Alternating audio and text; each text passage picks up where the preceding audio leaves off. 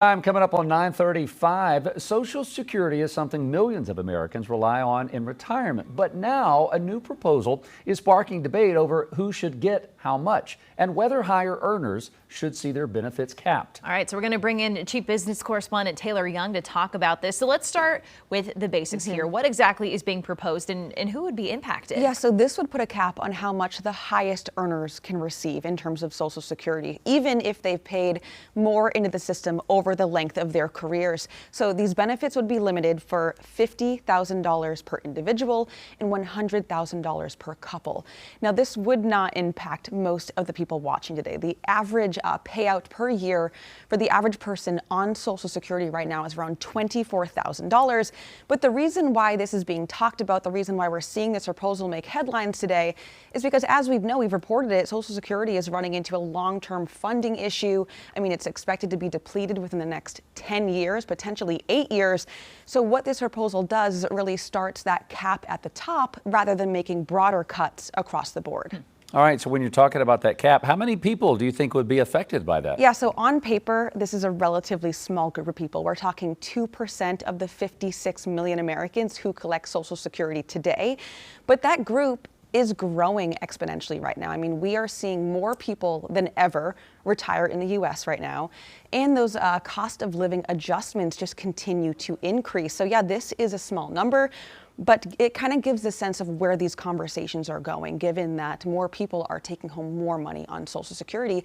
And there's also an argument here that Social Security payments are not meant to really, supply people with a lifestyle, like a rich lifestyle, right? It's meant to keep people out of poverty.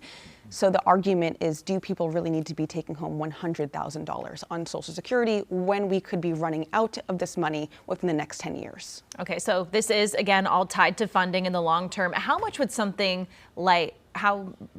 doing this actually help? Yeah. So, this would not fix Social Security on its own, but what it could do is lengthen the lifespan of how long Social Security, these payments could be continuing to go out without having to cut, again, the broader amount of money that people are getting. But it is estimated, according to this proposal and the analysis, it could save $190 billion over the next decade, which is a lot of money. And I think the goal here that lawmakers and that this proposal is hoping to address is the longevity of the Social Security so that people don't have to start getting less from it. All right, Taylor, you mentioned this would affect that 2% higher earner portion. What about for the rest of the group? How does it affect them? Yeah, the average person, again, taking home $24,000. So this would not impact how much they pay in or how much money they get every year.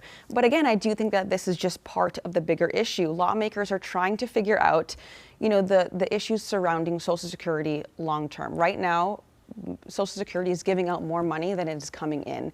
So again, this is really just starting to put the cap at the top 2%, but eventually, we've already had conversations and have heard lawmakers have conversations about making bigger cuts for Social Security, also raising the age of retirement. So I don't think that this conversation is going away anytime soon, and it's something that the lawmakers will have to address, especially given that 8-10 year kind of deadline when you have people paying into the system right now. Yeah, a lot of people who maybe are thinking about retirement within that time period, they're wondering what's going to happen. So Taylor, thank you.